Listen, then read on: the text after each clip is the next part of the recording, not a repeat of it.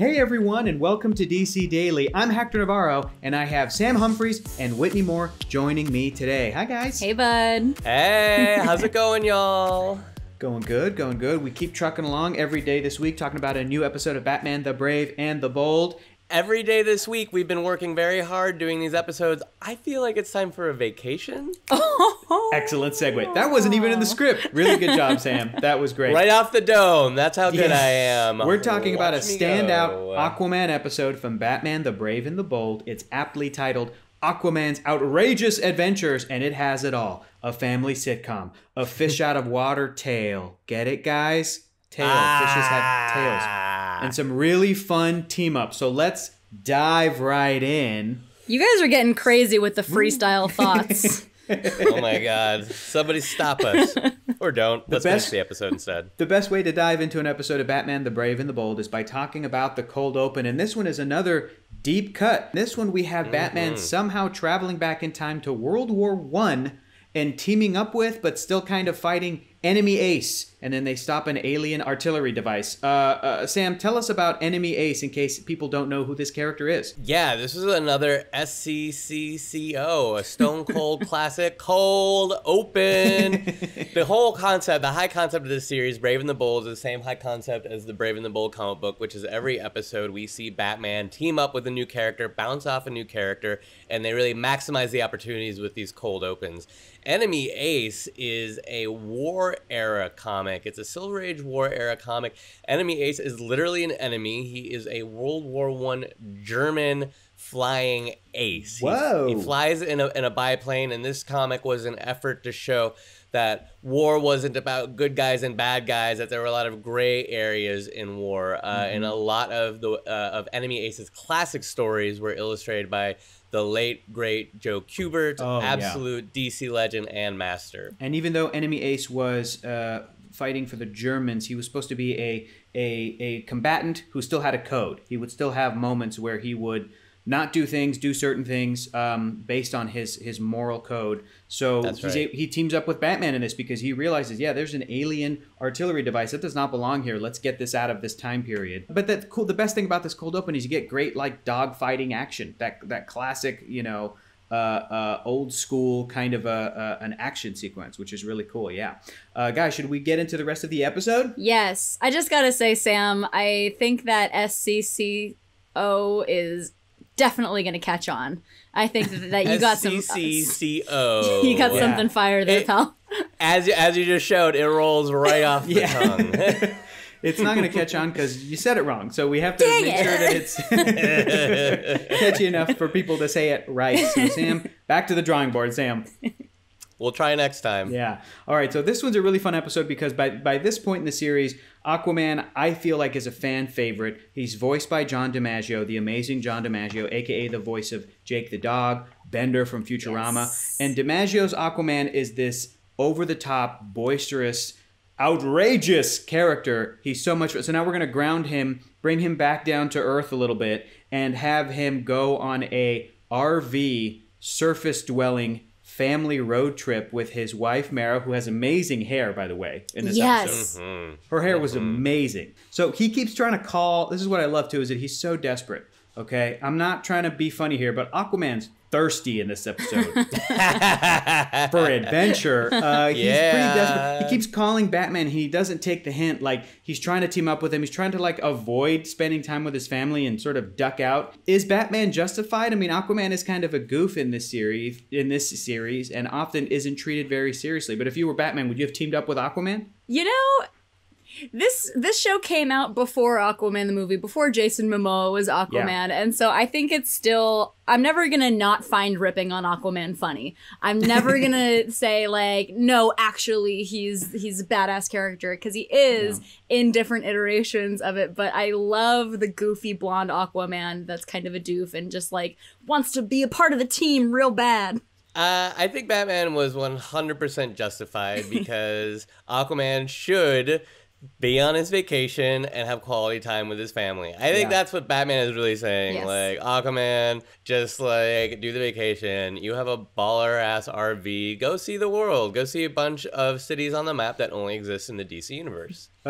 He's got a beautiful wife. She's super nice. She's super compassionate and caring. He's got this cool son who's got a portable handheld video gaming device. It's like a shell. I want that. What? I want to play that. I want it. What is that? Where can I get one of them? How do you Play have Animal electronics Crossing on that? underwater? How do you do that? How do you have electronics underwater? That's what I want to know. Atlantean That's magic. how advanced the Atlanteans are. Exactly. Exactly. That's And how good they are. Arthur Jr.'s costume, this is a great pull for comic fans as well. Arthur Jr.'s Yes. costume is a reference to a costume that Aquaman wore in a 1986 comic book miniseries, which is great. A really cool blue and white and, very different departure from his classic shiny gold sort of chainmail outfit, but that's a great reference too. So I want to talk love about that look. some of the team ups in this episode. We sort of get like a best of Batman the Brave and the Bold in this episode. We have Aquaman teaming up with Green Arrow to fight the Clock King. Yes, I love the Clock King in this episode. And to your point, we've been talking a lot about comic book deep cuts, and Clock King is one of my fave, like, weird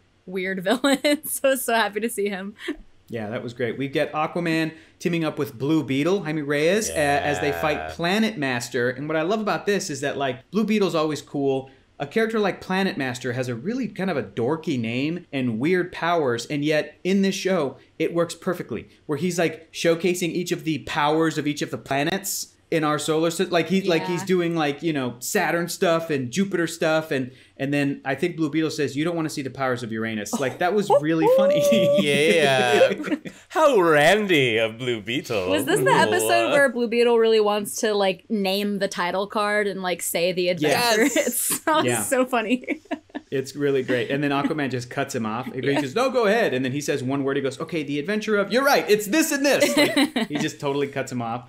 It's really great. It's not quite a team up, but later, as Aquaman's driving down the highway, he sees Sportsmaster. Yeah. And he's like, "Oh, it's Sportsmaster." But Sportsmaster is also on a family vacation with Tigress and Artemis. Yes. This was, like, such a funny gag, and also reminded me of a vacation with Chevy Chase, right? Yeah, that's what that moment's supposed to be. They both look over each other like, thank we wish we could fight right now in a superhero battle, but we're on vacation. Like, that's what that's supposed to be.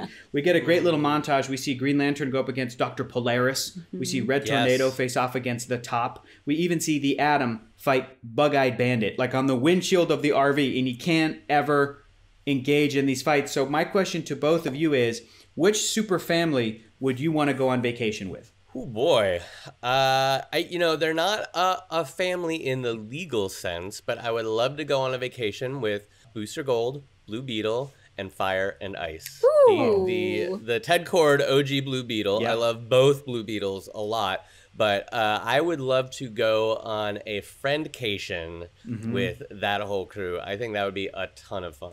I love a good road trip. I feel like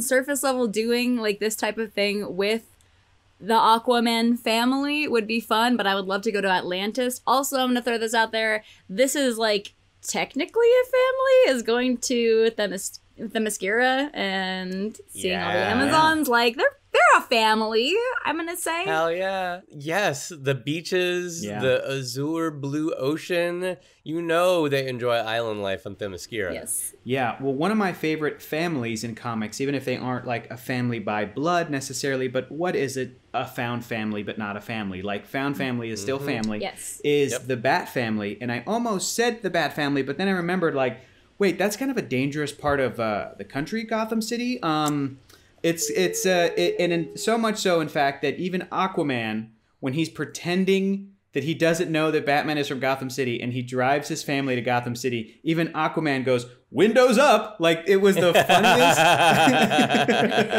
They're like, it's such a great moment. It's a beautiful and historic city. I didn't know that Batman lives here. And then you hear, like, gunshots and screams. It's so pretty Windows dark. Yeah. Really funny, really sarcastic, great tongue-in-cheek humor. It's great. But Aquaman finally gets that team up that he was looking for.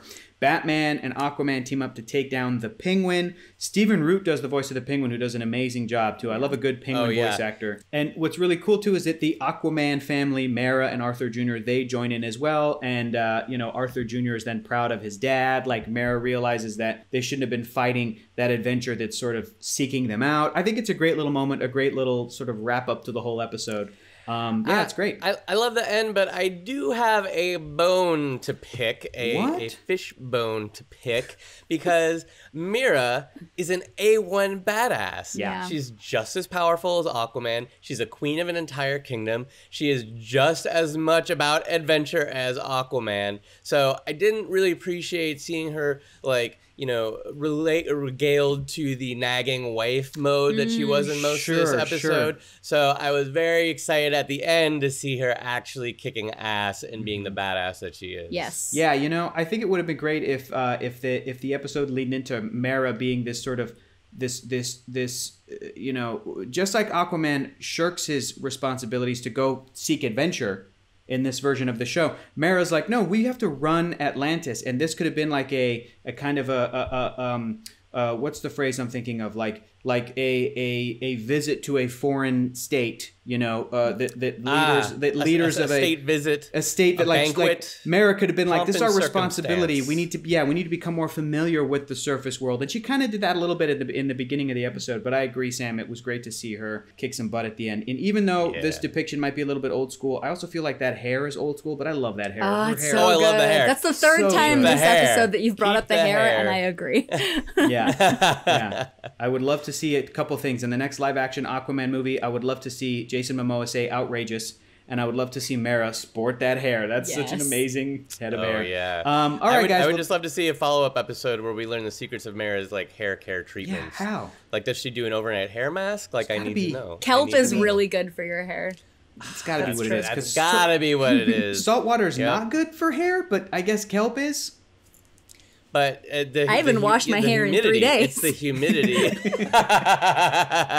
It's the humidity. Okay, great. Well, guys, this was definitely a super packed episode, and it's nice to see some lesser covered DC characters. I didn't even know that Fisherman was a bad guy, and yet he's in this episode. Okay, great. I had no idea that was a character. Well, thank you both so much for joining me to talk about it, you guys. You guys are the best. You're welcome. It was my pleasure.